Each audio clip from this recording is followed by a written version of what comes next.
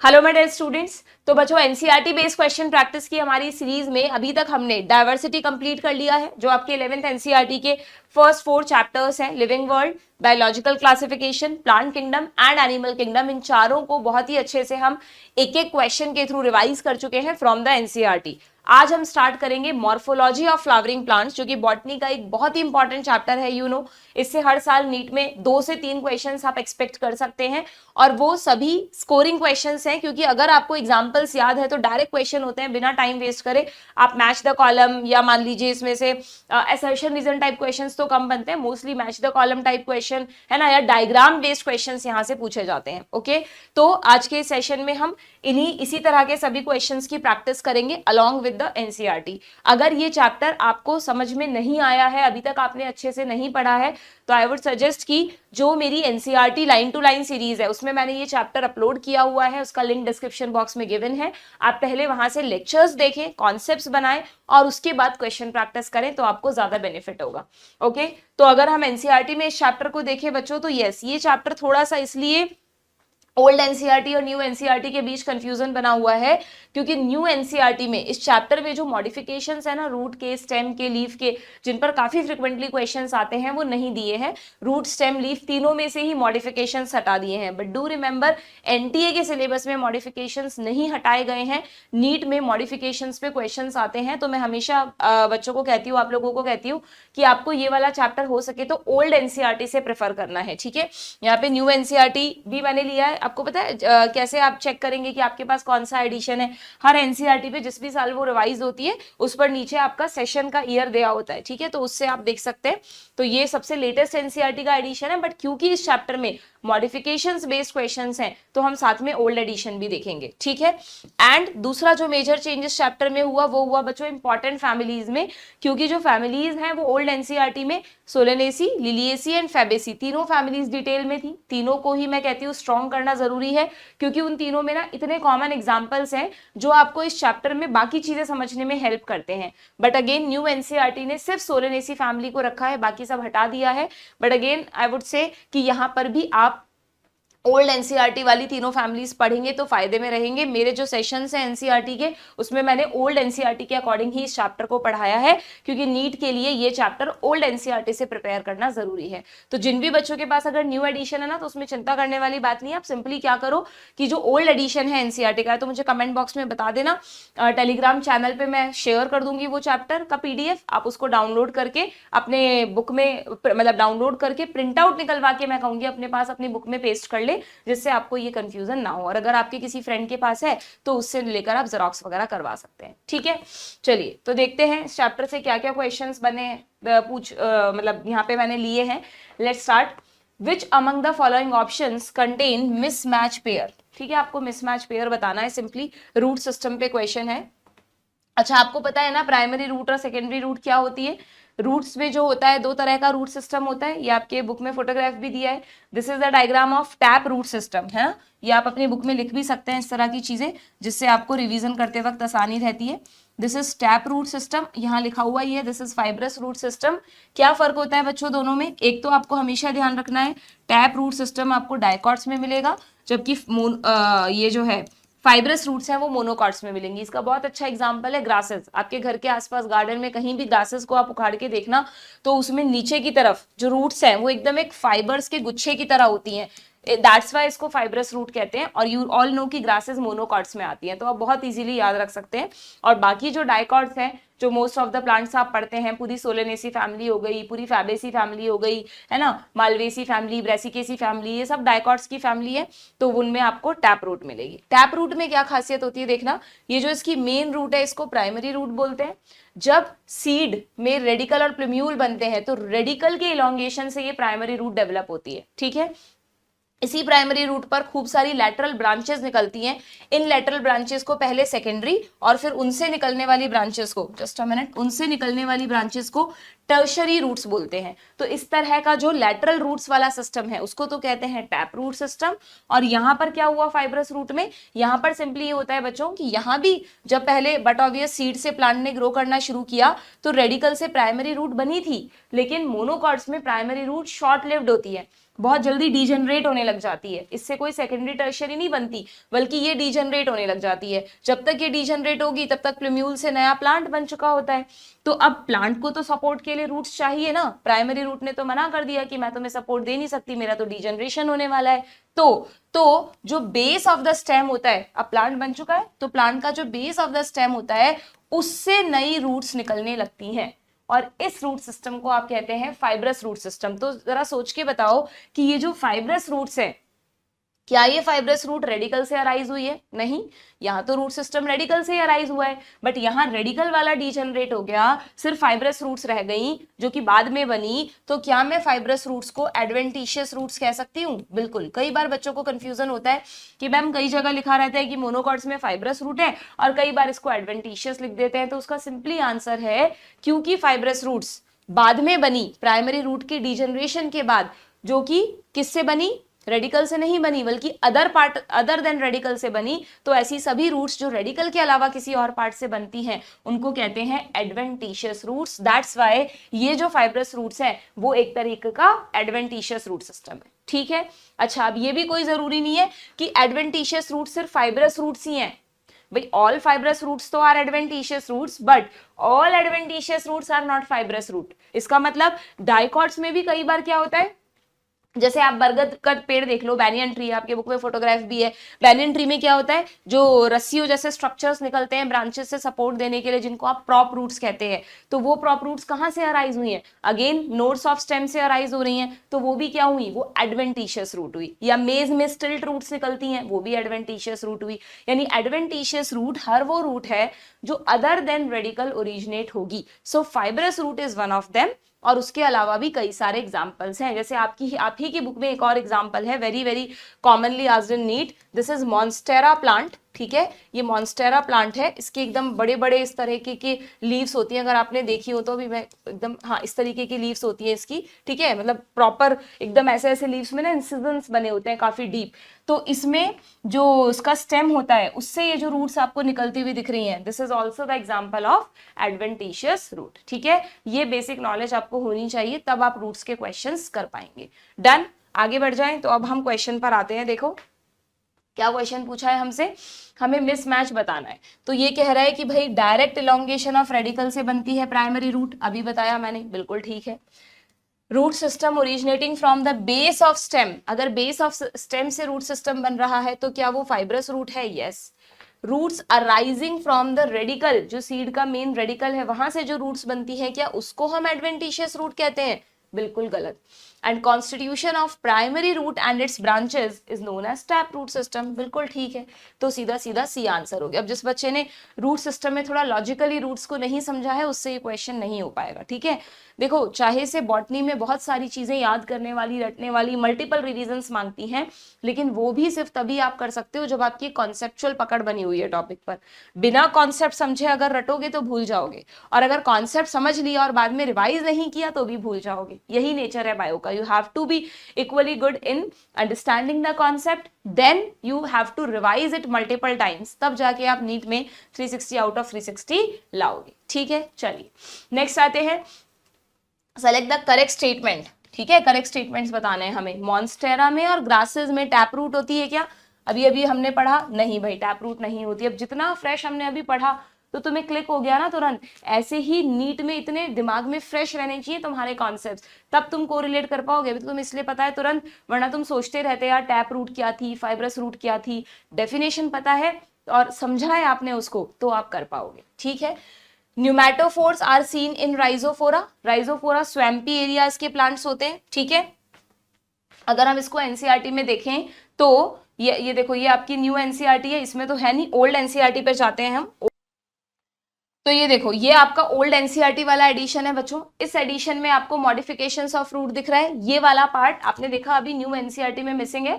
सीधा ये regions of root के बाद स्टेम शुरू हो गया। ठीक है, तो इसीलिए मैं आपको कह रही हूँ कि ये chapter you have to read from old NCERT. तो यहाँ पर मॉडिफिकेशंस में आपको प्रॉप रूट्स दिखाई हैं, एग्जाम्पल बैनियन ट्री हो गया। ठीक है, उसके बाद ये जो डायग्राम्स हैं ये सब क्या हैं, ये सब रूट के मॉडिफिकेशंस दिखाए हैं। इन चारों ही केसेस में रूट्स एडिबल हैं, आप रूट्स को खा सकते हैं। एस्पैरेगस के रूट्स हम खाते हैं, टर्निप, कैरेट, स्वीट पोटैटो, उसमें जो पार्ट हम खा रहे हैं वो रूट है, क्योंकि वहां पर रूट्स ने फूड स्टोरेज का काम किया है। ठीक है। इसमें भी एक चीज ध्यान रखना तुम लोग कि यहाँ पर है ना एक चीज है जो कई बार हमें कंफ्यूज कर देती है कि इसमें से कौन सी टैप रूट है और कौन सी एडवेंटिशियस रूट है। तो यहाँ एनसीईआरटी में लिखा हुआ है कि कैरेट और टर्निप जो है, ये जो दोनों एग्जाम्पल है, इसलिए मैं इसको एनसीईआरटी में ही लिखवाती हूँ। टर्निप और कैरेट जो है ये दोनों क्या है, ये टैप रूट्स का मॉडिफिकेशन है, ठीक है। एंड अगर हम एस्पैरेगस और स्वीट पोटैटो की बात करें, एस्पैरेगस और स्वीट पोटैटो की बात करें, तो ये दोनों एडवेंटिशियस रूट्स का मॉडिफिकेशन है, ठीक है। मैच द फॉलोइंग में आपको है, चारों में एडिबल पार्ट, चारों ही रूट्स के फूड स्टोरेज से बने हैं, बट कौन सा टैप रूट का और कौन सा एडवेंटिशियस का, that you have to remember, ठीक है। ओके, तो हम बात कर रहे थे बच्चों न्यूमैटोफोर्स की। कई बच्चों को न्यूमैटोफोर्स एकदम से क्लिक नहीं करता कई बार एग्जाम में। सो देखो, न्यूमो वर्ड कहीं भी आ जाए इसका मतलब होता है एयर से रिलेटेड, ठीक है। अब रूट्स तुम्हें पता है नॉर्मली मिट्टी के अंदर होती हैं, आपने ये भी पढ़ रखा होगा कि मिट्टी के अंदर ना वाटर एंड एयर का एक बैलेंस रहना चाहिए, मतलब सॉइल के जो पार्टिकल्स हैं उनके बीच बीच इतनी दूरी होनी चाहिए कि वहां एयर भी रहे, जिससे रूट्स को ऑक्सीजन मिलती रहे, और पानी तो बट ऑब्वियस होना ही चाहिए। बट अगर कोई प्लांट बहुत ही स्वैम्पी मडी एरिया में ग्रो कर रहा है, आप इसको स्वैम्पी कह दो, मार्शी सॉइल कह दो, मडी सॉइल कह दो, सब एक ही बात है। दलदली इलाका होता है ना, जो जहाँ पे बहुत दलदल होती है, कीचड़, एकदम पानी से भरी हुई मिट्टी, ऐसी मिट्टी है, तो उसमें एक्सेस ऑफ वाटर है ना। अगर एक्सेस ऑफ वाटर है तो इसका मतलब एयर है नहीं, ऑक्सीजन के लिए जगह है नहीं। वाटर में डिसॉल्व ऑक्सीजन की बात नहीं हो रही है, एयर वाली ऑक्सीजन होनी चाहिए, तो वो है नहीं। तो फिर रूट्स अंदर, अगर अंदर ही अंदर रूट्स रही तो मर जाएंगी। तो रूट्स में एक मॉडिफिकेशन हुआ कि रूट्स जब नीचे की तरफ जा रही थी, पॉजिटिव जियोट्रॉपिक होती है ना रूट्स, नीचे की तरफ जाते जाते उनके टिप्स ऊपर की तरफ मुड़ गए, और ऊपर की तरफ मुड़कर ग्राउंड से बाहर की तरफ आ गए। ये देखो, ये आपको जो स्ट्रक्चर दिख रहे हैं ये कोई अलग से नहीं है, ये इसका रूट सिस्टम अंदर है और वो घूमते हुए उनके टिप्स ऊपर आ गए हैं। तो ये जो टिप्स ऊपर आ गए हैं, इन टिप्स को आप क्या कहते हैं बच्चों, इन टिप्स को ही आप कहते हैं न्यूमैटोफोर्स, या क्योंकि ये एयर की खोज में, ऑक्सीजन की खोज में ऊपर आए हैं, so they are known as aerial roots. तो सिंपली इनका फंक्शन क्या हो गया, रेस्पिरेटरी रूट्स हैं ये, आप इनको रेस्पिरेटरी रूट्स भी कह सकते हैं क्योंकि ये रेस्पिरेशन के लिए बाहर आई हैं, ठीक है। और इसका वेल नोन एग्जाम्पल है राइजोफोरा। ये बहुत कंफ्यूज हो सकते हो आप लोग। राइजोफोरा को ना एग्जाम में ऑप्शंस में राइजोबियम भी दे देंगे तुमको, राइजोम दे देंगे, है ना, ये सब अलग अलग टर्म है। राइजोबियम नाइट्रोजन फिक्सर होता है, राइजोम अंडरग्राउंड स्टेम को बोलते हैं, ये राइजोफोरा है, तो आपको ध्यान रखना है, ठीक है। क्लियर है। तो ये वाला एग्जाम्पल पर बेस्ड, ये आप यहाँ पे इस तरह से जैसे मैं लिख रही हूँ ना मेरी एनसीईआरटी में, एनसीईआरटी को आप एनसीईआरटी में आप चीजें लिखो, पर इतनी मत लिख देना कि है ना सब कुछ ही इतना रंग बिरंगा हो जाए कि जब रिवीजन करने बैठो समझ ही नहीं आए क्या इंपॉर्टेंट है और क्या नहीं। तो आपको एनसीईआरटी में चीजें लेबल करनी है, बट बहुत ही तरीके से वेल नोन, मतलब प्रॉपरली करनी है, जिससे आप कभी भी रिवाइज करें तो आपको ये पता चले कि हाँ क्या इंपॉर्टेंट है और क्या नहीं, ठीक है। तो अगर हम यहाँ पर देखें, क्वेश्चन को देखें, तो इस क्वेश्चन में आपसे बोला है कि भाई न्यूमैटोफोर्स राइजोफोरा में होती है क्या, बिल्कुल होती है। अब आपको कंफ्यूज करने के लिए यहाँ राइजोबियम भी लिखा हुआ हो सकता था, जल्दीबाजी में आप टिक कर देते, है ना।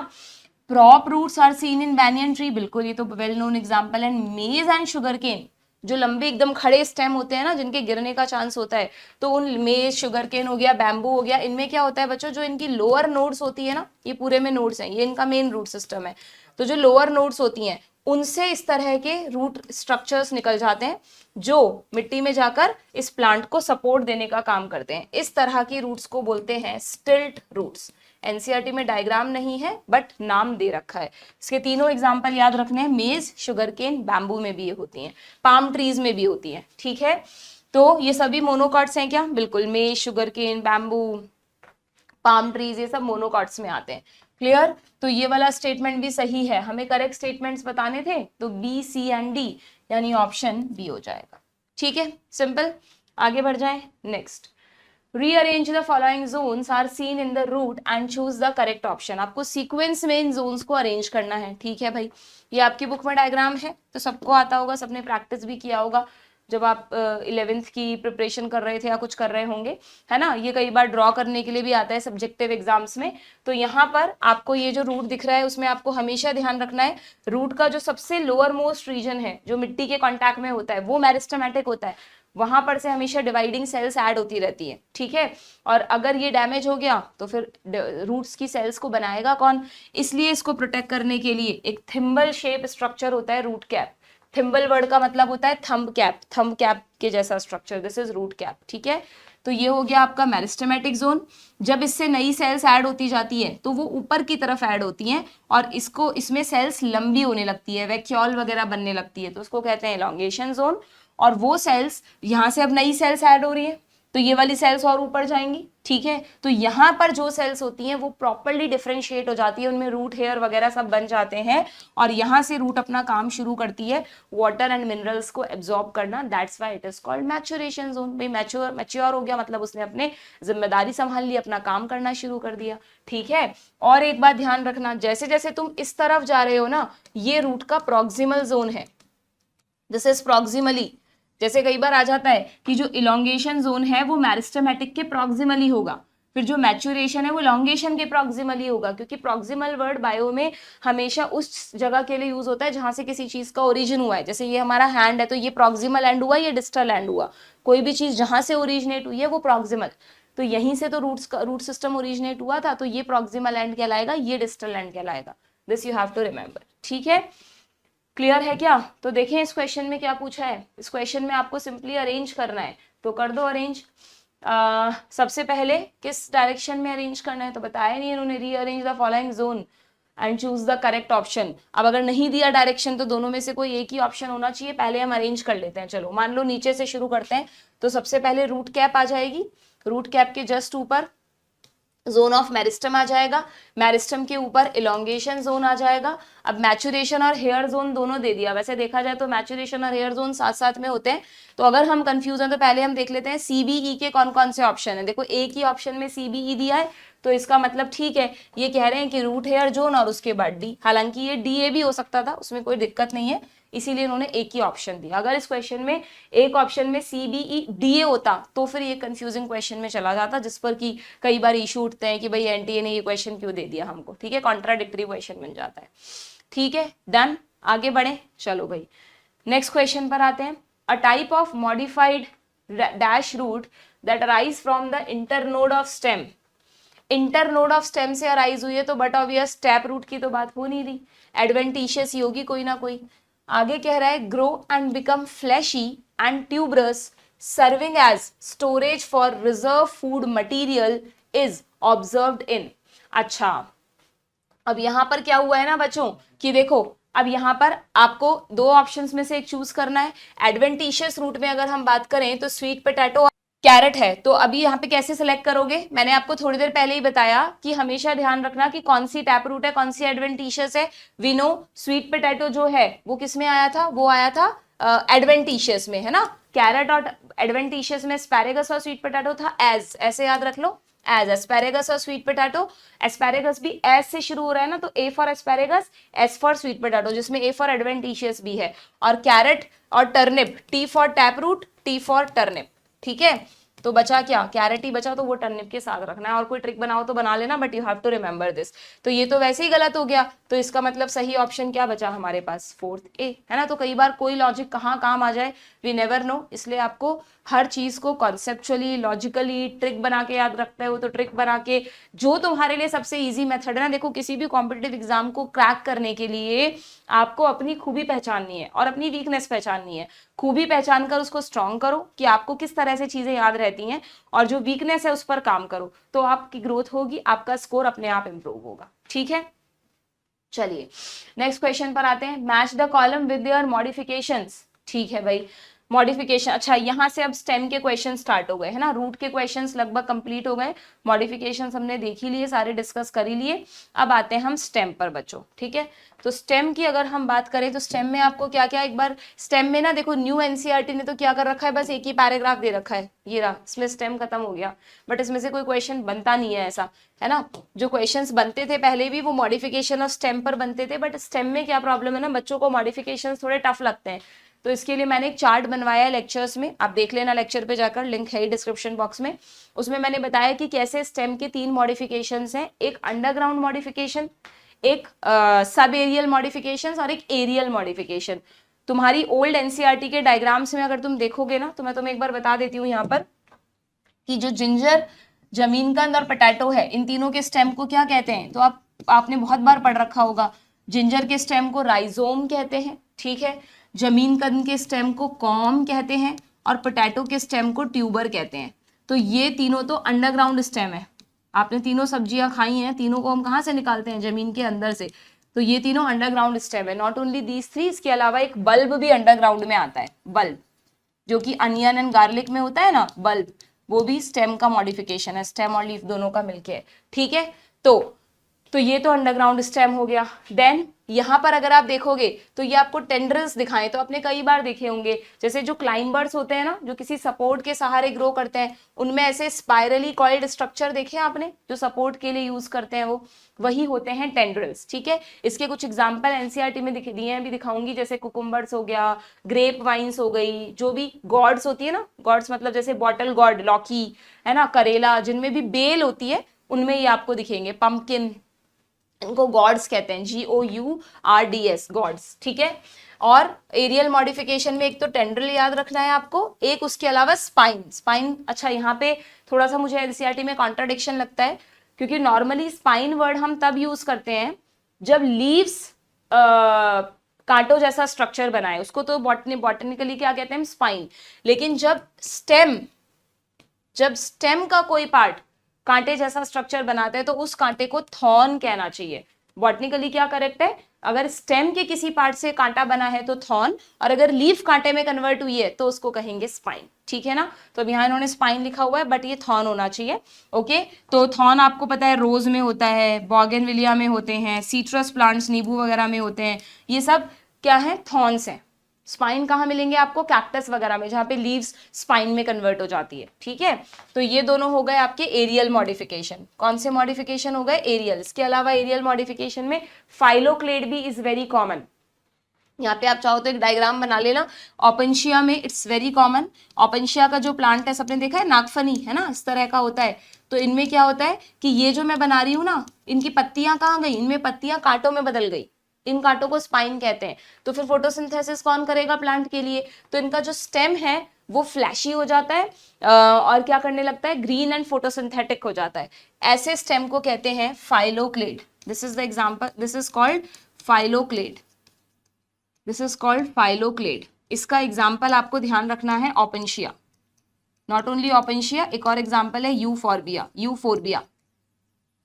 यूफोर्बिया में ऐसे सिलेंड्रिकल सा स्टेम होता है। आपने कभी गूगल किया, उसका प्लांट की फोटो देखना, मैंने सब दिखाया है। जिसने लेक्चर्स नहीं देखे हैं प्लीज एक बार जरूर मेरे मॉर्फोलॉजी के लेक्चर्स देखना, उसमें मैंने बहुत सारे इतनी मेहनत से ढूंढ के अच्छे अच्छे डायग्राम्स लगाए जिससे तुम चीजों को कोरिलेट कर सको, ठीक है। ओके, देन ये हो गए। और ये एक तुम्हारी बुक में सिर्फ एक सब एरियल मॉडिफिकेशन दिया है, वैसे 4 होते हैं सब एरियल मॉडिफिकेशन, बट सिर्फ एक ही की फोटो दी है, दैट इज ऑक्सालिस। ऑक्सालिस में रनर होता है, this is runner. Not only oxalis, जो धूप ग्रास होती है हमारी साइनोडॉन, उसमें भी ऐसे स्टेम जो है ना वो हॉरिजॉन्टली ग्रो करता रहता है और हर नोड पे एक नया प्लांट आ जाता है। हर नोड पे एक नया प्लांट आ जाता है। ग्रासेस में तुमने कॉमनली देखा होगा, इसीलिए बहुत जल्दी ग्रासेस पूरे ग्राउंड पर फैल जाती हैं। तो ऐसे स्टेम ग्राउंड पे भाग रही हूँ समझ लो, दैट्स वाई रनर, ठीक है। तो सब एरियल में भी वैसे 4 होते हैं, अब इतना ज्यादा नहीं पूछते। पुराने PYQs में तुम्हें बहुत क्वेश्चन मिल जाएंगे, रनर पे, ऑफसेट पे क्वेश्चन मिल जाएगा, स्टोलन होता है, सकर होता है। अगर इन चारों को जानना है डिटेल में तो you have to watch the lecture. अभी इतना टाइम नहीं है कि मैं दोबारा ये पढ़ाऊं तुम्हें, ठीक है, क्लियर। तो these are the modifications of stem. तो हम देखते हैं, ये आपने चाहे तो इस तरह से आप नोट कर सकते हैं, नहीं तो एक बार लेक्चर देखकर प्रॉपरली आप इसके नोट्स खुद बना लेना, ठीक है। तो देखो इस क्वेश्चन में तुमसे क्या पूछा है? इस क्वेश्चन में तुमसे बोला है मैच करो, ठीक है। देखते हैं भाई क्या मैच करना है। जिंजर को किससे मैच करें बच्चों? राइजोम से। पंपकिन में अभी बताया था मैंने, क्या होंगे? टेंड्रिल्स। अच्छा एक बात और ध्यान रखना, ये जो थॉर्न और टेंड्रिल है ना, इन दोनों की एक खास बात है, मैं आपको कह रही हूँ दोनों स्टेम का मॉडिफिकेशन है। तो स्टेम के किस पार्ट से बने हैं? ये नीट में क्वेश्चन आया हुआ है। They arise from axillary bud. Axillary bud समझते हो? किसी भी स्टेम में देखो, तुम एनसीईआरटी को ध्यान से देखोगे, जो शुरू में डायग्राम था एनसीईआरटी में, फर्स्ट पेज पर, ये रहा सेकेंड पेज पर, इसमें आपको ये बर्ड्स दिखाई हैं, ठीक है। हमेशा ध्यान रखो कि प्लांट में 2 तरह की बर्ड्स होती हैं। ये जो टिप पर होती हैं ये तो होती हैं टर्मिनल बर्ड्स, या आप इनको अपाइकल बर्ड्स भी कह सकते हो। और ये जो बीच बीच में दिख रही है ना तुमको, these are axillary birds.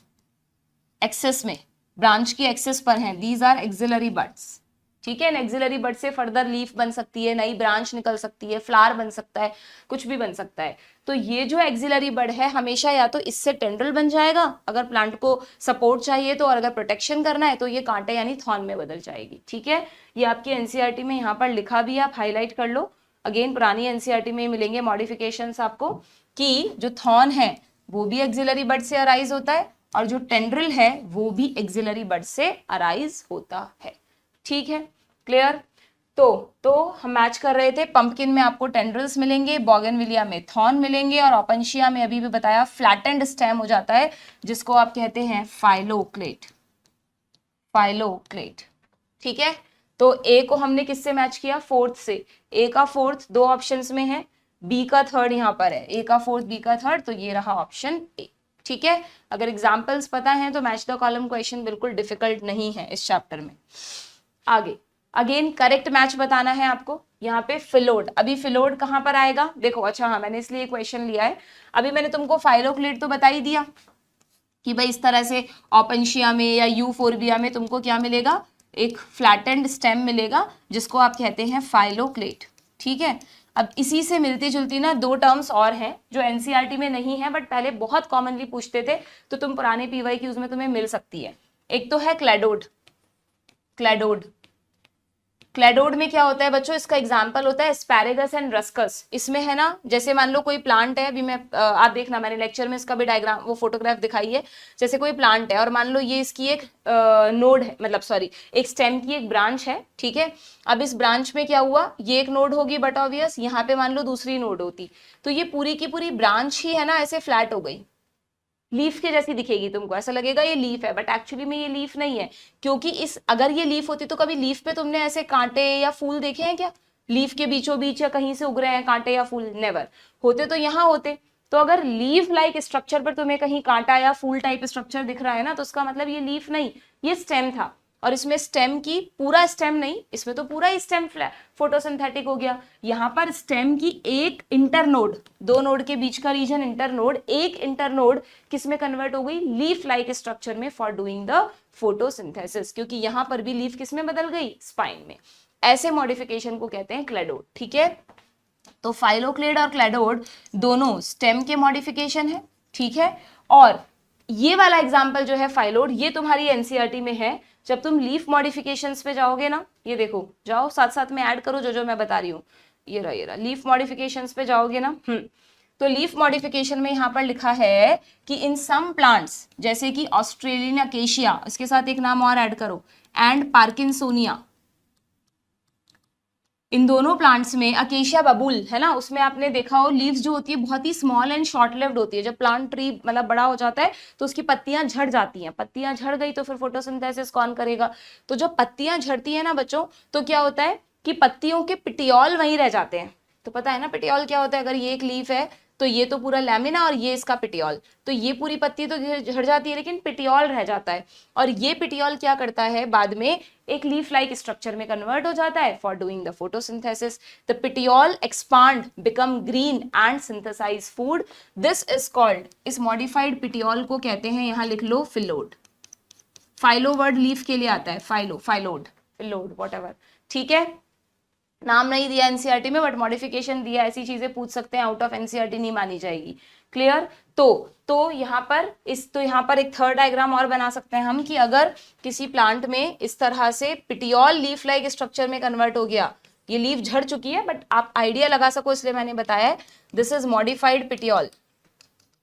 Leaf झड़ जाएगी और पिटियोल कैसा हो जाएगा? लीफ की तरह हो जाएगा, तो आप इस स्ट्रक्चर को कहते हैं फाइलोड। ठीक है, example Australian acacia and Parkinsonian. तो क्या यहाँ पे सारे एग्जाम्पल्स करेक्ट हैं? बिल्कुल ठीक है, so all of the above. ठीक है, ये आप चाहें तो अपने स्टिकी नोट्स आप बनाते हो तो उस पर ही छोटे छोटे डायग्राम बनाकर आप अपनी एनसीईआरटी में लगा दें, क्योंकि ये out of NCERT but important है। पूरा आउट ऑफ एनसीईआरटी नहीं है, बहुत सारी चीजें इसमें एनसीईआरटी में है। ठीक है, आगे बढ़े, नेक्स्ट क्वेश्चन पर आए। चलिए भाई, match the column type question आ गया फिर से इस चैप्टर में से। Most of match the column ज्यादा बनने के चांसेस हैं। अच्छा, ये मैंने कहा था आपको 4 सब एरियल मॉडिफिकेशन होते हैं, देखो चारों के एग्जाम्पल दिए हैं। अब क्या हो रखा है ना, जो आपकी ओल्ड एनसीईआरटी है जिसमें मॉडिफिकेशंस हैं स्टेम के, उसमें ना ये एक पैराग्राफ है इस पैराग्राफ में चारों मॉडिफिकेशंस बताए हैं आपको, बट नाम नहीं दिए, उनकी डेफिनेशंस दे दी हैं, ठीक है। तो मैंने अगेन आपको थोड़ी सी मेहनत करनी पड़ेगी, लेक्चर में बताया हुआ है कि कौन सा मॉडिफिकेशन क्या है। जैसे ये जो इनिशियल 2-3 लाइन्स हैं, ये सकर के, सॉरी, ये रनर के लिए है। ये किसके लिए है? रनर के लिए। देखो इसमें एग्जाम्पल दे रखा होगा, रनर के लिए है ये रहा, ग्रास दे रखा है, ठीक है, ग्रास दे रखा है।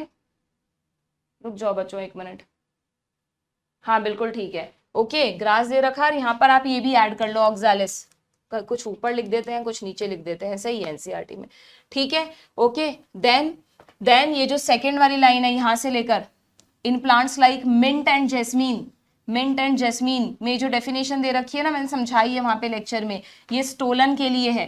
ये किसके लिए है? स्टोलन, इनमें स्टोलन होता है। उसके बाद ये जो थर्ड डेफिनेशन है, ठीक है, जहां पर ब्रांच नीचे से, ये पानी में, यस, सेम रनर जैसी कंडीशन अगर आपको पानी में मिलेगी ना, उसके 2 एग्जांपल हैं, पिस्टिया, इकॉर्निया, बहुत ही ब्यूटीफुल फ्लावर्स और प्लांट्स होते हैं ये।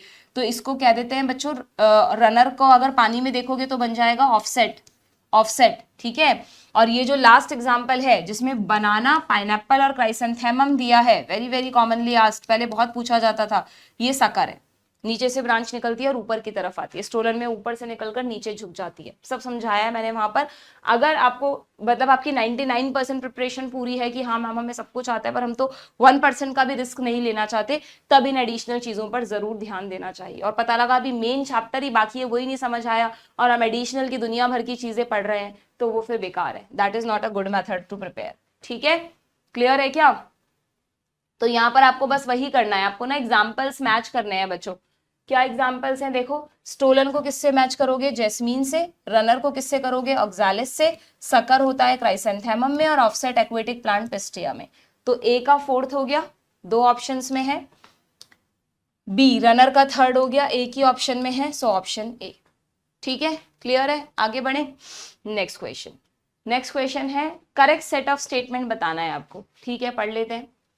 The leaflets are modified into pointed hard thorns। अभी थोड़ी देर पहले ही बताया था कि थॉर्न लीफलेट से नहीं बनता बल्कि एक्सिलरी बड से बनता है। तो ये स्टेटमेंट तो गलत हो गया ना। देखो छोटा सा वर्ड है, अगर ध्यान नहीं दिया, जल्दीबाजी में हम पढ़ रहे हैं कि भाई हाँ थॉर्न सीट्रस में होते हैं, बॉगनविलिया में होते हैं, तो हमें सही लगेगा, जबकि ये गलत है, ठीक है। Axillary birds form slender and spirally coiled structures, जिनको टेंड्रिल्स कहते हैं, किसमें? कुकुम्बर्स में और पंपकिन में, पूरा बिल्कुल ठीक है। Stem is flattened and fleshy in Opuntia, yes, and modified to perform the function of leaves, yes, photosynthetic हो जाता है। राइजोफोरा, वापस पीछे जाओ रूट्स पे, शो वर्टिकली अपवर्ड, वैसे रूट्स वर्टिकली डाउनवर्ड ग्रो करती हैं, बट राइजोफोरा में वर्टिकली अपवर्ड ग्रोइंग रूट्स होती हैं to get oxygen for respiration, बिल्कुल ठीक है। सब aerially growing stem in grasses, यानी हम बात कर रहे हैं रनर की, and strawberry help in vegetative propagation, yes. मैंने कहा ना हर नोड पे नया प्लांट आ रहा है, तो एक्चुअली ये जो सब एरियल मॉडिफिकेशन है वो प्लांट को अपना नंबर बढ़ाने में हेल्प करते हैं, वेजिटेटिव प्रोपेगेशन में हेल्प करते हैं। स्ट्रॉबेरी भी था ना यहाँ पर, ये रहा, स्ट्रॉबेरी भी था ग्रासेस के साथ, ठीक है। देन तो यहाँ पर हमें क्या बताना था बच्चों? करेक्ट सेट ऑफ स्टेटमेंट बताना था। तो यहाँ पर सिर्फ फर्स्ट गलत है, second, third, fourth and fifth all are correct, so option B, ठीक है। आगे बढ़ जाएं, चलिए नेक्स्ट क्वेश्चन पर आते हैं। लीफ बेस यानी पेटियोल कह सकते हैं हम, लीफ बेस एक्सपांड करेगा शीथ की तरह, अरे नहीं, सॉरी, ये अलग आ गया, ये वो नहीं है। यहाँ पर चलो पहले क्वेश्चन पढ़ते ही, कह रहा है कि जो लीफ बेस है वो एक्सपांड करेगा शीथ की तरह, स्टेम को पार्शियली और होली कवर करेगा।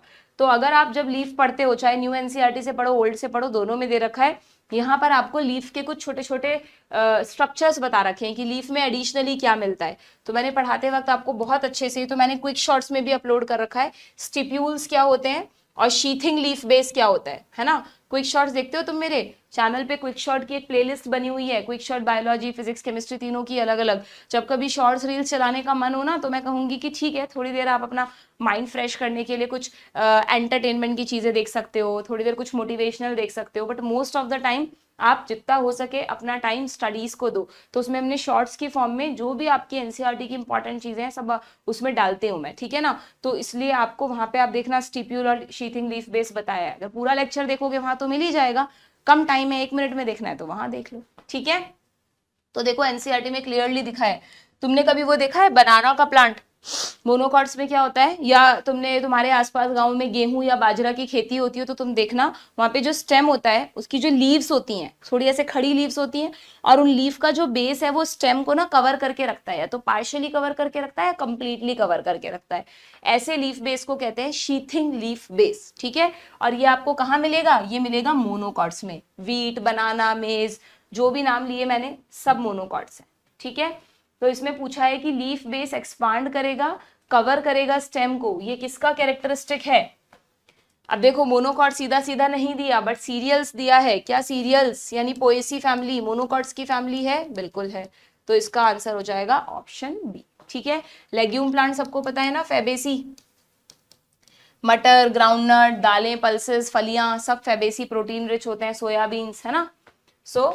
ये जब भी कभी एग्जाम्पल आए ना बच्चों तो आपको दिमाग में उनकी फैमिली क्लिक करनी चाहिए, उसी से आपको फैमिली के कैरेक्टरिस्टिक्स याद रहेंगे, वाइस वर्सा है ये। देन पल्विनस, पल्विनस तो सबको पता होगा क्या होता है, देखा भी होगा तुमने अपने आसपास गार्डन वगैरह में, देखना जो बड़े बड़े गुलमोहर के ट्रीज होते हैं, है ना, कई सारे ट्रीज पर आप देखना कि जैसे मान लो ऐसे लीव्स लगी हुई हैं बहुत सारी, तो उनका ये जो नीचे वाला पार्ट होता है ये ऐसे फूला हुआ होता है, इस तरह का स्वॉलन लीफ बेस क्या कहलाता है, पल्विनस कहलाता है। This is called pulvinus.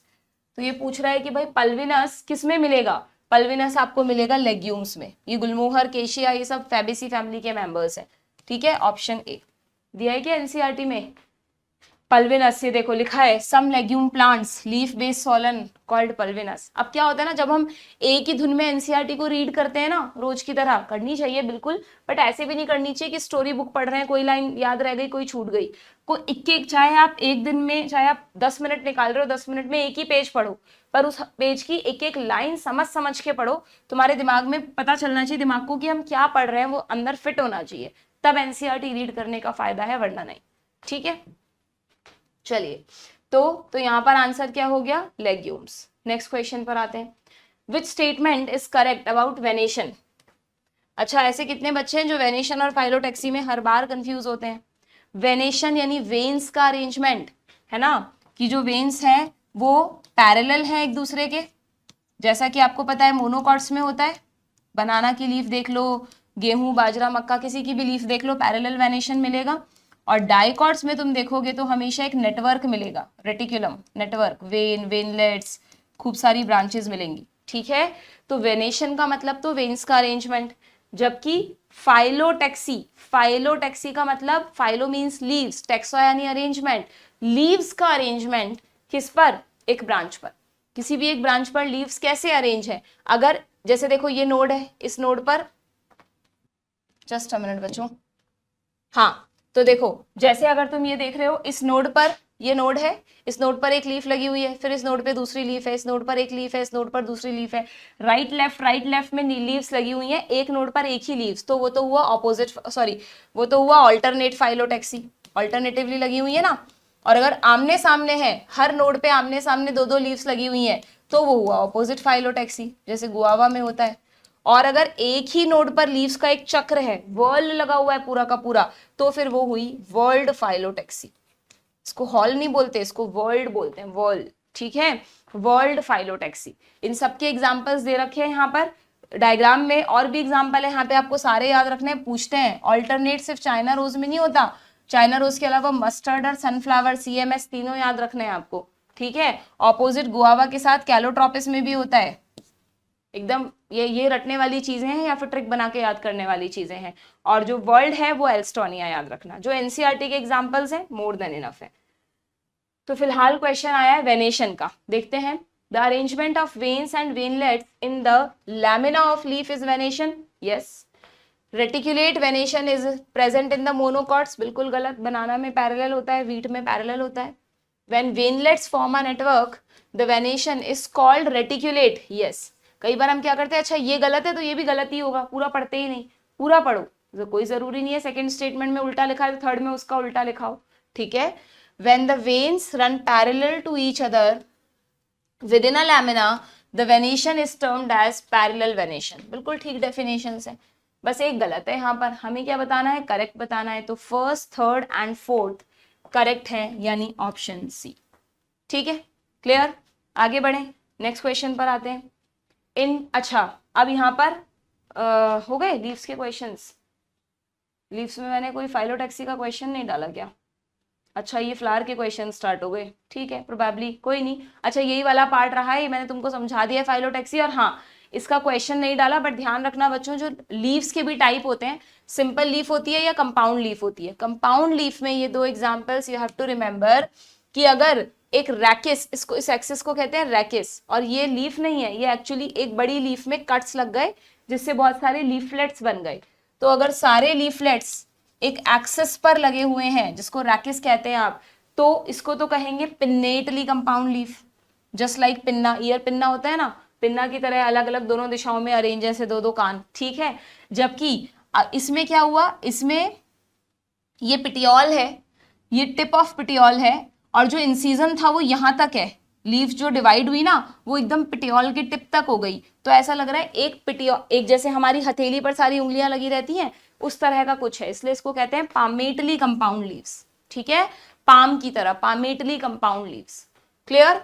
तो इसका एग्जाम्पल है सिल्क कॉटन, बड़ा यूनिक सा नेम है, हम जनरली इस प्लांट को इतना पढ़ते नहीं है, बट एनसीईआरटी में दिया है, so you have to remember. ठीक है, क्लियर है क्या? मॉडिफिकेशंस ऑफ लीफ मैंने स्टेम के साथ ही कवर कर लिए हैं। हाँ, एक बात यहाँ पे जरूर ध्यान रखना बच्चों, तुम स्टार पॉइंट बना दो कि टेंड्रिल अभी हमने स्टेम में भी पढ़ा था, कुकुम्बर्स में, पंपकिन में, गॉड्स में, ग्रेप वाइन्स में। तो यहाँ टेंड्रिल क्या कर रहा है?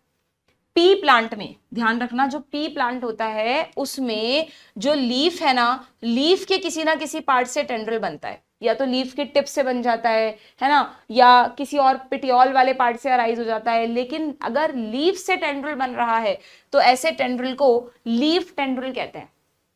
पर जरूरी नहीं है इस एग्जाम में है ना लीफ टेंड्रिल लिखा हुआ है, आपको ढंग से पढ़ना है। अगर टेंड्रिल के साथ एग्जाम्पल दे रखा है या ये लिख रखा है एक्सिलरी बर्ड से बना है, तो बात हो रही है कुकुम्बर्स, गॉड्स वगैरह की। और अगर टेंड्रिल के लिए लिखा है कि वो लीफ से मॉडिफाई हुआ है, तो फिर बात हो रही है किसकी? पी प्लांट की। यहाँ पे एग्जाम्पल है क्या? ये रहा, पी प्लांट की। ठीक है, ये देखो स्पाइन भी आ गया, स्पाइन फॉर डिफेंस। ये कैक्टस, यूफोर्बिया वगैरह में ये पत्ती नहीं है, ये पत्ती नहीं है, ये तो इनका स्टेम है। कैक्टस में ये जो स्टेम है ये फाइलोक्लेड है। स्टेम कैसा हो गया? फोटोसिंथेटिक, बिल्कुल लीफ की तरह दिख रहा है। और ये एक्चुअली में पत्तियां हैं जो किस में बदल गई हैं? कांटों में बदल गई हैं। फाइलोक्लेड स्टेम का मॉडिफिकेशन है। यही तो गजब बात है बॉटनी की, दिखता कुछ है होता कुछ है, इसलिए बहुत जोर आता है बॉटनी को लर्न करने में कि मैम कैसे इतना रटें। बट इसीलिए बहुत कंसाइज कर दिया है, ज्यादा रटने वाली चीजें नहीं रखी हैं बायो में। आपकी पूरी आगे जो फिजियोलॉजी है, plant physiology, human physiology, cell biology, तो पूरी कॉन्सेप्चुअल है ना। ये दो ही रटने की यूनिट है बच्चों, एक तो डाइवर्सिटी और एक ये मॉर्फोलॉजी एनाटॉमी। इसके बाद बायो में बहुत हद तक रटने की चीजें कम हो जाती हैं, बट ये है ही शुरुआत में, तो यहीं पर कई बार हमारा क्या होता है, स्कोर डाउन हो जाता है कि यार ये तो रट्टाफिकेशन है, हमने गलत ले लिया इस सब्जेक्ट को। ऐसा नहीं है, थोड़ा पेशेंस रखो, सीखो, आगे बढ़ो, तो आपको नई चीजें, इंटरेस्टिंग चीजें भी देखने को मिलेंगी। ठीक है, ओके। इसीलिए ना मैं जनरली बच्चों को डाइवर्सिटी से शुरू नहीं कराती, मैं सेल बायोलॉजी से शुरू कराती हूँ कि पहले तुम सेल की दुनिया में एंटर कर लो, सब जान लो, अच्छी तरह समझ लो, एक कॉन्फिडेंस आ जाए, फिर तुम ऐसे रट्टाफिकेशन चैप्टर्स को पढ़ोगे तो तुम्हें थोड़ी सी ईजी लगती है बायो। ठीक, क्लियर हो गया। और इसके अलावा ये अनियन में अभी मैंने तुमको बल्ब बताया था ना, तो अनियन में ना, ये जो अपन अनियन और गार्लिक को खाते हैं बच्चों, तो अनियन में क्या होता है कि ये जो सेंट्रल पार्ट होता है ना, व्हाइट कलर का सा निकलता है, वो तो बल्ब होता है। वो तो क्या होता है? बल्ब, यानी दैट इज मॉडिफाइड स्टेम। लेकिन उसके चारों तरफ ये जो अपन अलग अलग लेयर्स निकाल कर खाते हैं, ऊपर की तो बिल्कुल स्केली लेयर्स होती हैं, फेंक देते हैं छिलकी की तरह, वो स्केली लीव्स हैं। और ये जो लेयर्स हम खाते हैं, these are the fleshy leaves. तो अनियन दोनों के एग्जांपल में आता है, इसके पास मॉडिफाइड स्टेम भी है और इसके पास मॉडिफाइड लीव्स भी है। Not only onion, garlic also. ठीक है, एक एग्जाम्पल मैंने तुमको यहाँ पे बता ही दिया, फाइलोड वाला, वो होपफुली तुमने यहाँ लिख लिया होगा, कंजूसी नहीं करनी है लिखने में। हर वो चीज जो इंपॉर्टेंट है you have to note down in your NCERT, पर इस तरह से नोट डाउन करनी है कि वो बुक एकदम हौच पौच ना हो जाए कि जब रिवाइज करने लगो तुम्हें लगे कि यार क्या पढ़ना है और क्या छोड़ना है, ठीक है। और ये पढ़ी है कि तुमने छोटी क्लासेस में इंसेक्टिवोरस प्लांट्स, कुछ प्लांट्स होते हैं जो इंसेक्ट्स को पकड़ के खाते हैं, इंसेक्ट को पकड़ लेते हैं, उसको डाइजेस्ट कर लेते हैं। अब प्लांट के पास हमारी तरह दांत तो होते नहीं है खाने के लिए, तो उनमें तरह तरह के मॉडिफिकेशंस बनते हैं, जैसे कि पिचर प्लांट होता है, एक यूट्रिक्युलेरिया होता है, ब्लैडर वॉर्ट है ना, वीनस फ्लाई ट्रैप होता है, ड्रॉसेरा होता है, कई सारे एग्जाम्पल्स है। पिचर प्लांट दिया है तो बहुत है, ठीक है। This is about the leaves. Okay, आगे बढ़े, आते हैं इनफ्लोरेसेंस पे बच्चों, ठीक है। इनफ्लोरेसेंस यानी हमने प्लांट के तीनों part stem, root, leaf cover कर लिया। अब फ्लावर की बारी है। फ्लावर में you know what is inflorescence, या तो जैसे रोज में होता है, मैरीगोल्ड में होता है, सनफ्लावर में होता है, तो सॉलिटरी फ्लावर होता है, इंडिविजुअल फ्लावर्स होते हैं। बट कई सारे प्लांट जिनमें छोटे छोटे फ्लावर्स हैं, है ना, या फ्लावर्स में बहुत ही मतलब जनरली स्मॉल साइज वालों में होता है, नेक्टरलेस हैं, तो फिर कैसे अट्रैक्ट करें वो इनको, बर्ड्स वगैरह को, तो वो क्या करते हैं, बहुत सारे फ्लावर्स एकदम पास पास आके गुच्छा बना लेते हैं, और उसी फ्लावर्स के गुच्छे को आप क्या कहते हैं बॉटनी में, इनफ्लोरेसेंस, ठीक है। तो इनफ्लोरेसेंस एक्चुअली में क्या है, इनफ्लोरेसेंस फ्लावर्स का एक बंच है, एक ग्रुप है, ओके। उसके बारे में यहाँ बहुत सारी डिटेल है, बट हमने इसमें पढ़ा रखा है मैंने लेक्चर में, वहां से देख लेना। रेसिमोज और साइमोज तुमको ध्यान रखना है। रेसिमोज इनफ्लोरेसेंस में क्या होता है कि जो एक्सेस है, ये एक्सेस रेस लगाती है किसके साथ, फ्लावर्स के साथ। मतलब इसको तुम ऐसे समझो कि रेसिमोज इनफ्लोरेसेंस में क्या होगा, मान लो ये एक्सेस है, ठीक है, या फिर चलो ये पहले एक ये बना लेती हूँ। अब मान लो ये आई, ठीक है, इस पर ये लीव्स, सॉरी फ्लावर्स, अब लीव्स नहीं, अब हम फ्लावर्स पढ़ रहे हैं, ये फ्लावर्स आए, फिर ये और बढ़ेगी, नए फ्लावर्स आ गए, फिर और बढ़ेगी, नए फ्लावर्स आ गए, फिर और बढ़ेगी, नए फ्लावर्स आ गए। तो इसकी ग्रोथ चलती रहती है, जो एक्सेस है ना वो भी ग्रो करती रहती है, और साथ साथ में फ्लावर्स भी आते रहते हैं। तुम सोचो अगर यहाँ पर एक फ्लावर आ जाए तो फिर इसके पास अपाइकल मेरिस्टम नहीं रहेगा ना, क्योंकि फ्लावर तो परमानेंट टिश्यू है, तो फिर ये ग्रोथ करना बंद कर देगी। इसलिए रेसिमोज इनफ्लोरेसेंस में कभी भी एक्सेस की टिप पर अपाइकल फ्लावर नहीं होता, वहां पे हमेशा मेरिस्टम प्रेजेंट रहता है, जिससे उसके पास स्कोप रहता है ग्रो करने का, और फिर उस नोड पे नए फ्लावर्स बन जाते हैं, ठीक है। तो यहाँ पे क्या हो रहा है, सबसे पहले सबसे मेच्योर फ्लावर ये होगा ना, इसका साइज काफी बढ़ चुका होगा, और जो सबसे छोटा यंगेस्ट फ्लावर होगा वो सबसे ऊपर की तरफ मिलेगा। तो फ्लावर्स किस डायरेक्शन में ग्रो कर रहे हैं, एक्रोपीटल, इसको कहते हैं एक्रोपीटल। एक्रो यानी एपेक्स, टुवर्ड्स एपेक्स। अगर फ्लावर्स टुवर्ड्स एपेक्स ग्रो कर रहे हैं, और कैसे ग्रो कर रहे हैं, एक्सेस भी बढ़ रही है, फ्लावर आ रहे हैं, एक्सेस बढ़ रही है, फ्लावर आ रहे हैं, यानी यहाँ पर एक्सेस की कैसी ग्रोथ हो रही है बच्चों, इनफाइनाइट ग्रोथ हो रही है, कोई फिक्स ग्रोथ नहीं है, जब तक चाहे ये ग्रो कर सकती है। इनफाइनाइट ग्रोथ हो रही है अगर एक्सेस की, तो आप ऐसे इन्फ्लोरेसेंस को क्या कहते हैं, रेसिमोज, जहां पर दोनों रेस लगाते हैं। सिंपल तरीका याद रखने का। और इसका जस्ट ऑपोजिट कर दो आप साइमोज में। साइमोज में क्या होगा, इस एक्सेस को जितना ग्रो करना है पहले कर लेगी, अब इसकी ग्रोथ रुक जाएगी, और सबसे पहला फ्लावर टिप पर आएगा, ठीक है। यानी यहाँ पर फाइनाइट ग्रोथ हो गई, डेफिनेट ग्रोथ हो गई एक्सेस की, अपाइकल फ्लावर हमेशा प्रेजेंट मिलेगा, यहाँ पर नहीं था। और अब जो नए फ्लावर्स आएंगे ना वो नीचे की तरफ आएंगे, तो सबसे छोटा फ्लावर आपको कहाँ मिलेगा, बेस पर। सबसे छोटा फ्लावर कहाँ मिलेगा, बेस पर। यानी इसमें कौन सा सक्सेशन है, basipetal succession, towards base, towards base, ठीक है क्या। इस इन्फ्लोरेसेंस को कहते हैं साइमोज। रेसिमोज में रेस लगाते हैं, रेस लगाने के लिए हमेशा ग्रोथ चलती रहती है, उसका जस्ट उल्टा कर दो साइमोज में, ठीक है। अब यहां आपसे पूछ लिया, in dash type of inflorescence main axis terminate in a flower, जो मेन एक्सेस है उसके बेस, उसके टिप पर फ्लावर आ गया, तो इसका मतलब किसकी बात हो रही है, ए क्या है यहाँ पे, साइमोज। दो ऑप्शंस में दिया है। Hence limited in growth and flowers are borne in. अगर आप पहचान गए कि ये साइमोज है, तो आपको लॉजिक ध्यान आना चाहिए कि टिप पर पहला फ्लावर आया तो नए फ्लावर नीचे की तरफ आएंगे, यानी फ्लावर्स कौन से सक्सेशन में आएंगे, बेसिपीटल। तो ऑप्शन डी, ठीक है। इस तरह से आपको, अगर आपको याद ही नहीं आया ये कौन सा है, तो आप इसको रेसिमोज कर सकते हो। रेसिमोज में भी लॉजिक याद नहीं है तो गड़बड़ कर सकते हो, ठीक है। तो आपको ये कॉन्सेप्ट बहुत इंपॉर्टेंट है, याद रखना है। ऐसा एक डायग्राम चाहो तो एनसीईआरटी में बना लेना। Next question. नाउ इन्फ्लोरेसेंस में ज्यादा पहले तो बहुत सारी चीजें आती थी ना, इन्फ्लोरेसेंस में भी उसके बहुत सारे टाइप होते थे, कैट के, नंबेल, पता नहीं कौन कौन से, कुछ 18-20 अलग अलग टाइप होते थे। हमने तो सारे पढ़े थे, रटे थे, हमारे टाइम में तो बहुत क्वेश्चन आते थे, ठीक है। लेकिन अब ये सब हट गया है, तो आपको इन्फ्लोरेसेंस में सिर्फ ये जो मैंने बताया यही याद रखना है, एग्जाम्पल वगैरह की भी जरूरत नहीं है। ओके, अब आते हैं फ्लावर पे। तो फ्लावर की अगर हम बात करें बच्चों, तो फ्लावर में आपको बहुत सारी चीजें दी है। मॉर्फोलॉजी में जो सबसे लंबा टॉपिक है वो फ्लावर है। पहले आपको फ्लावर के चारों वर्ल्स बताए हैं, सेक्सुअलिटी बताई है, सिमेट्री बताई है, ये सबसे इंपॉर्टेंट है फ्लावर में। ये वाला जो क्लासिफिकेशन है इस पर अभी हम डिटेल में बात करेंगे, ठीक है। तो पहले हम देखें जरा क्या क्वेश्चन है। पहले मैंने क्वेश्चन किस पे डाला है, सिमेट्री पे, ठीक है। Which represent zygomorphic symmetry. अब एनिमल्स में तो हमको पता है दो तरह की सिमेट्री होती है, एक तो रेडियल सिमेट्री होती है और एक बायलैटरल सिमेट्री होती है। बायलैटरल एडवांस है, ठीक है भाई। अब प्लांट्स में भी दोनों सिमेट्री होती है, इवन एसिमेट्रिकल प्लांट्स, फ्लावर्स भी होते हैं, फ्लावर्स की बात हो रही है, ठीक है। बट तुम्हें ध्यान रखना है प्लांट्स में क्या टर्म यूज होती है। प्लांट्स में जो रेडियल सिमेट्री है ना, रेडियल का मतलब जैसे एक सर्कल में कई सारी रेडियस होती है, इससे तुम्हें सिंबल याद रहेगा, ठीक है। इस रेडियल सिमेट्री को बोलते हैं बच्चों एक्टिनोमॉर्फिक सिमेट्री। कैसे याद रखती हूं मैं, देखो बताती हूँ। ये एक्टिनोमॉर्फिक तब याद रहेगा जब तुम्हें बायलैटरल का लॉजिक पता है। बायलैटरल सिमेट्री मतलब एक एक्सिस जो बॉडी को दो इक्वल हाफ्स में डिवाइड करे, बायलैटरल में एक एक्सिस दो में डिवाइड कर रही है, तो दो को मैं यहाँ पर जाइगो से याद रखती हूँ। जैसे जाइगोट हमेशा दो गैमीट्स के फ्यूजन से बनता है ना, तो 2 के लिए जाइगो आएगा। तो जाइगोमॉर्फिक सिमेट्री इज बायलैटरल, तो जो दूसरी वाली है वो रेडियल है, इसका कोई और नाम नहीं है, ठीक है।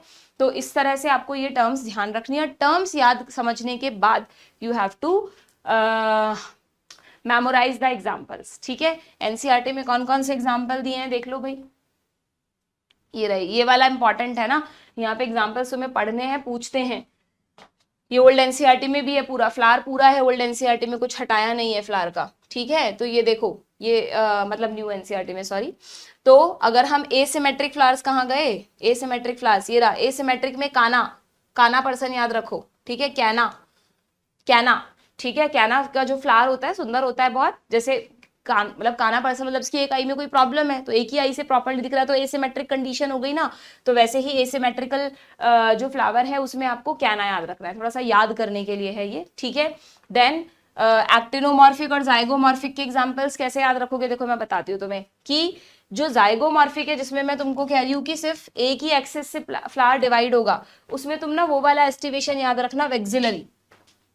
वेक्सिलरी एस्टिवेशन पढ़ते हो क्या तुम लेग्यूम्स में, कि एक स्टैंडर्ड होता है, दो लैटरल विंग्स होते हैं और दो सामने की तरफ नीचे की तरफ एंटीरियर कील्स होती हैं, ये 5 पेटल्स होते हैं। तो इसमें एक ही तो एक्सिस है जिससे मैं इसको 2 पार्ट्स में डिवाइड कर सकती हूँ, तो यहाँ पर आपको कौन सी सिमेट्री मिलेगी, जाइगोमॉर्फिक। ऐसे तो बहुत सारे एग्जाम्पल हैं, बट आपके कोर्स में जो है वो याद करना है हमें। तो जाइगोमॉर्फिक में देखो सारे एग्जाम्पल लेग्यूम्स के हैं, पी, ग्राउंडनट, बीन, केशिया, ये सब लेग्यूम्स हैं, फेबेसी फैमिली। फेबेसी फैमिली का कैरेक्टरिस्टिक फीचर है वेक्सिलरी एस्टिवेशन। कौन सा एस्टिवेशन, वेक्सिलरी एस्टिवेशन। और वेक्सिलरी में हमेशा कौन सी सिमेट्री याद रखोगे, हमारे जैसी बायलैटरल सिमेट्री, यानी जाइगोमॉर्फिक फ्लावर में सारे फेबेसी के एग्जाम्पल आ गए, ठीक है। और जो बचा एक्टिनोमॉर्फिक रेडियल सिमेट्री, उसमें तुम्हारे कोर्स में ज्यादातर जो फैमिलीज है ना, जैसे mustard, Brassicaceae, datura, chilli, Solanaceae, है ना, वो सब में एक्टिनोमॉर्फिक सिमेट्री है।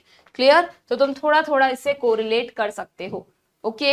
एक बार उसमें और देख लें क्या, जो सबसे लास्ट में फैमिली है लिलिएसी, लिलिएसी में भी मेरे ख्याल से एक्टिनोमॉर्फिक की सिमेट्री है, फिर भी कंफर्म कर लेते हैं।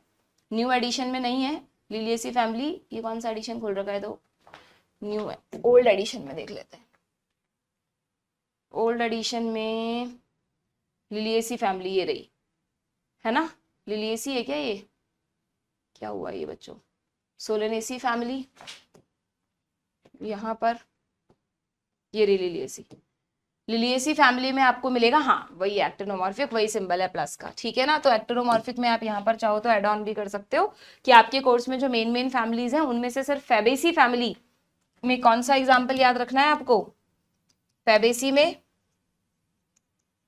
जाइगोमॉर्फिक सिमेट्री, काना में एसिमेट्री, और बाकी जो भी फैमिलीज आपके कोर्स में उन सब में रेडियल सिमेट्री डाल दो, तो एक बार को आप एग्जाम में कंफ्यूज नहीं होगे। अब आपको इनकी फैमिलीज पता होनी चाहिए। अब जैसे आपसे जाइगोमॉर्फिक पूछा, काना वाला हटा दो, ठीक है, मस्टर्ड, काना, ये देखो 3 ऑप्शन में कैना है, तो ये वैसे ही हट गए, कितना इजीली फटाफट क्वेश्चन हो जाएगा। तो ऑप्शन सी में चेक कर लो, पी, बीन, केशिया, गुलमोहर। कभी कभार इस तरह के क्वेश्चन आ जाते हैं ना, तो कुछ बच्चों के लिए तो ये टाइम कंज्यूमिंग होते हैं, कोई बच्चा तो एक एक ऑप्शन पढ़ेगा, उसकी फैमिली को रिलेट करेगा, और जिसको याद है कि यार कैना में तो एसिमेट्री थी, तुरंत ढूंढ लो वो ऑप्शन, उनको हटा दो, बाकी जो बचा वही सही है। ठीक है, तो कुछ बच्चों के लिए लॉटरी क्वेश्चन हो जाता है। डन, चलो भाई आगे बढ़ जाते हैं। विच इज करेक्ट, हाँ ये आ गया ये वाला क्लासिफिकेशन, सबसे इंपॉर्टेंट क्लासिफिकेशन जो है आपकी बुक में,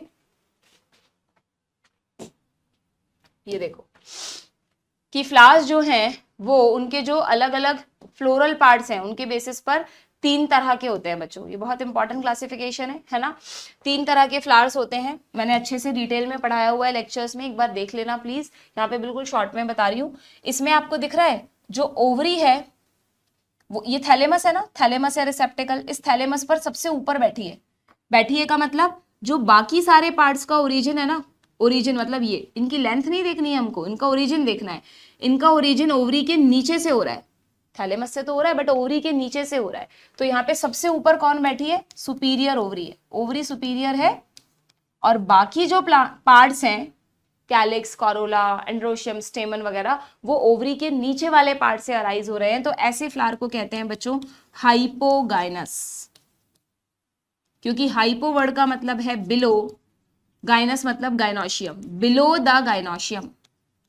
ये किसके लिए है, बिलो द गाइनोशियम। जैसे मैं कह रही हूं अंडर द टेबल, तो टेबल थोड़ी ना नीचे है, टेबल के नीचे कुछ है, तो बिलो द गाइनोशियम का मतलब बाकी पार्ट्स। ये जो लाइन है किसके लिए, अदर पार्ट्स के लिए, क्योंकि इसमें आप लोग क्या करते हो ना एग्जाम में, सुपीरियर ओवरी में हाइपोगाइनस नहीं करते, एपीगाइनस कर देते हो, क्योंकि एपी मतलब ऊपर, हाइपो मतलब नीचे।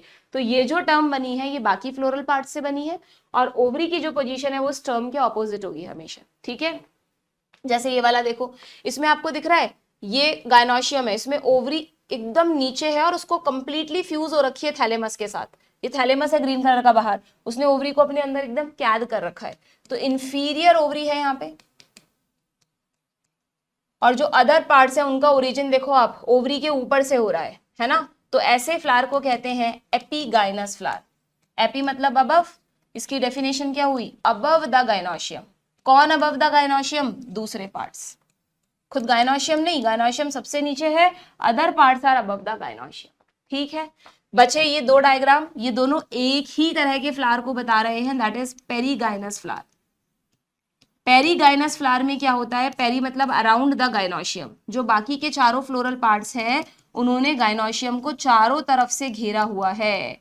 यानी जो ओवरी है वो देखो हाफ सुपीरियर है, हाफ इंफीरियर है, ओवरी के कहीं बीचों बीच से ये जो थैलेमस का पार्ट है उससे अराइज हो रहे हैं। ठीक है, इसमें थोड़ा सा कंफ्यूजन होता है कई बार बच्चों को कि मैम यहाँ पर भी तो ओवरी सबसे नीचे है, बाकी फ्लोरल पार्ट्स ऊपर से अराइज हो रहे हैं, तो फिर ये तो एपीगाइनस होना चाहिए। बट ध्यान रखना एपीगाइनस की 2 खासियत है, इसमें ओवरी इंफीरियर तो होती है, प्लस ओवरी को थैलेमस कंप्लीटली फ्यूज करके रखता है। यहाँ पर देखो थैलेमस ओवरी के साथ फ्यूज नहीं है, इसलिए इसको हम एपीगाइनस में ना रख के पेरीगाइनस में ही रखेंगे।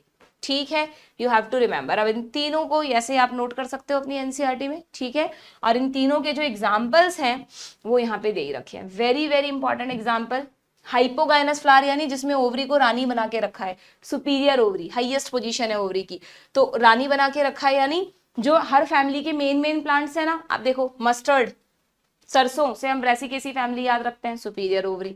चाइना रोज मालवेसी फैमिली का मेन मेंबर, इसमें भी सुपीरियर ओवरी। और ब्रिंजल सोलेनेसी तो वैसे ही फलों का राजा पोटैटो वाली फैमिली है, तो पोटैटो याद रख लो, चाहे ब्रिंजल याद रख लो, सोलेनेसी। यानी ब्रेसिकेसी, मालवेसी और सोलेनेसी, यहाँ पे फैमिली लिख लेना, ब्रेसिकेसी, मालवेसी और सोलेनेसी, तीनों फैमिली में आपको क्या मिलेगा, सुपीरियर ओवरी मिलेगी। और आपको ध्यान हो तो यहाँ पर आप जब फ्लोरल फॉर्मूला लिखते हो ना, तो उसमें जी के नीचे लाइन बनाते हो, सुपीरियर ओवरी बनाते हो।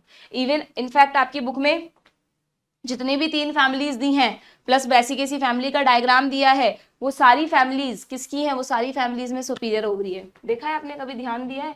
ये देखो, ये ओल्ड एडिशन ही खोल रखा है ना हमने, ये तो न्यू है, ये रहा ओल्ड।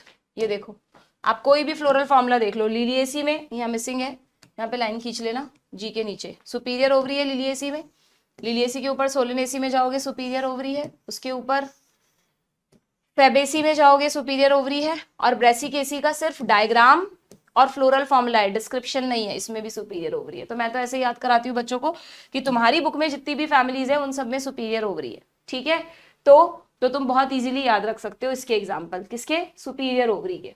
किसके? सुपीरियर ओवरी के। ठीक है, एक तो ये ओल्ड और न्यू का बड़ा कंफ्यूजन सा हो गया है, चलो कोई नहीं। देन सुपीरियर के एग्जाम्पल याद हो गए। अब इंफीरियर के कैसे याद करोगे? इंफीरियर ओवरी जिसमें है ना, ये वो वाली चीजें हैं जो तुम्हें खाने में सबसे कम पसंद है। मम्मी कहें कि भाई सैलेड काट के खा लो, मना कर दोगे। कुकुम्बर्स, ठीक है, जस्ट याद रखने का तरीका है, बाकी कोई अपने ट्रिक भी बना सकते हो। और फ्रूट्स में यहाँ पे गुआवा, ठीक है, गुआवा वैसे कुछ बच्चों को पसंद होता है और कुछ को नहीं, तो मैं ये तो नहीं कह सकती कि किसी की चॉइस नहीं है। ओके, एंड जो सनफ्लावर है ना बच्चों, सनफ्लावर में अभी बीच में आपको पता हो तो 2024 में एनसीईआरटी ने, सॉरी उसने एनएमसी ने, एनटीए ने एक फैमिली ऐड कर दी थी एस्टेरेसी। अभी तक कुछ बता नहीं है उसका क्लियर, क्योंकि एस्टेरेसी ना तो ओल्ड में है ना न्यू में है। तो एस्टेरेसी फैमिली जब पढ़ते हैं तो उसमें सनफ्लावर को डिटेल में पढ़ते हैं कि उसमें 2 तरह के फ्लोरेट्स होते हैं, रे फ्लोरेट, डिस्क फ्लोरेट। अभी मत पढ़ना, एक बार इस साल का सिलेबस आ जाने दो 2025 का। उसमें मुझे जहां तक लगता है कि 2025 में है ना, ये जो फैमिलीज अननेसेसरी ऐड हो गई थी ये हट जाएं तो ज्यादा अच्छा है। अदरवाइज मैंने उसके लिए लेक्चर यूट्यूब पे डाला हुआ है अलग से बनाकर, न्यू प्लांट फैमिलीज का। ठीक है, अब चाहो तो बाद में लास्ट में देख लेना, अभी नहीं। तो वहां पर हम बहुत अच्छे से पढ़ते हैं कि सनफ्लावर के जो फ्लोरेट्स हैं उनमें इंफीरियर ओवरी होती है। ठीक है, ये एस्टेरेसी समझने में बहुत दिक्कत करती है, तो बच्चों को बिल्कुल पसंद नहीं आती। तो उसमें 2 तरह के फ्लोरेट हैं, अलग अलग कैरेक्टरिस्टिक्स है, तो ये सब इंफीरियर, गुआवा, कुकुम्बर, सनफ्लावर, इन सब में इंफीरियर ओवरी डाल दो। ठीक है, और पेरीगाइनस के लिए हमने एक ट्रिक बनाई हुई है, PPR। पी फॉर तो पेरीगाइनस है ही, प्लम, पीच, रोज।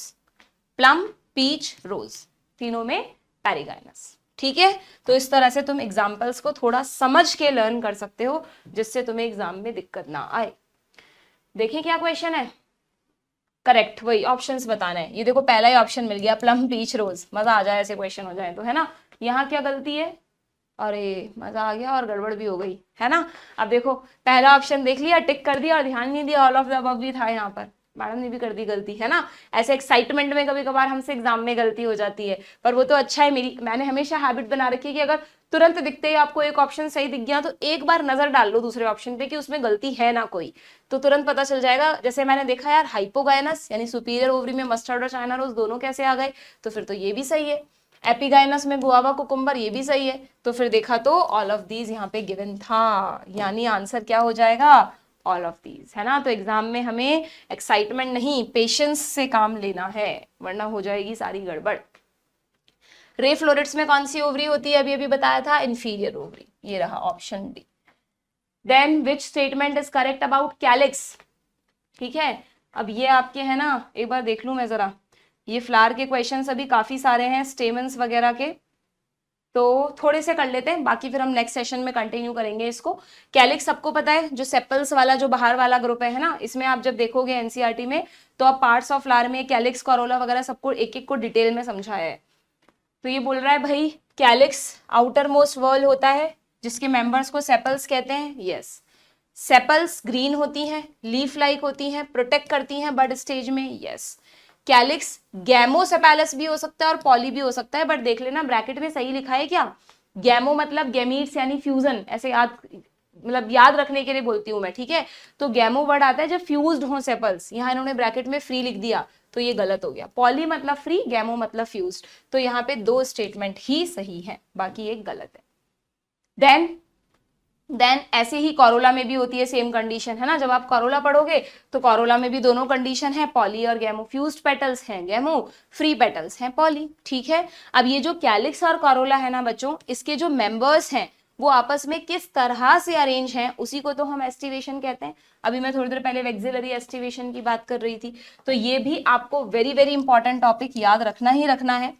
अगर सारे पेटल्स या सारे सेपल्स, या तो सेपल का सेपल के रेफरेंस में या पेटल का पेटल के रेफरेंस में, सेपल और पेटल को नहीं कंपेयर कर रहे हम, सेम वर्ल के मेंबर्स को कंपेयर कर रहे हैं। ठीक है, कोई भी मेंबर यहाँ ओवरलैप नहीं कर रहा है तो इसको बोलते हैं वेलवेट एस्टिवेशन।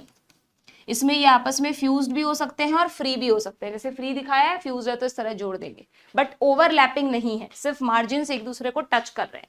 ठीक है, यहाँ पे देखो बिल्कुल पर्टिकुलर ओवरलैपिंग है, एक मार्जिन बाहर एक अंदर, बाहर अंदर, बाहर अंदर, एक पर्टिकुलर डायरेक्शन में अगर तुमको ओवरलैपिंग दिखती है, मैं हमेशा मॉर्फोलॉजी पढ़ाते हुए क्लास में बच्चों को चाइना रोज का डाइसेक्शन करवाती हूँ, तुम भी देखना चाइना रोज आसपास है तो तुम्हारे ट्विस्टेड एस्टिवेशन बोलते हैं इसको, ठीक है, ट्विस्टेड बहुत अच्छा दिखता है चाइना रोज में।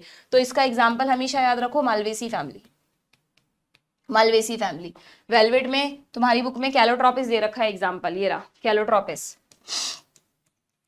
नॉट ओनली कैलोट्रोपिस, कैलोट्रोपिस तो एक वीड है ही आंकड़ा, इसके अलावा सोलेनेसी फैमिली में भी वेलवेट मिलेगा, ठीक है।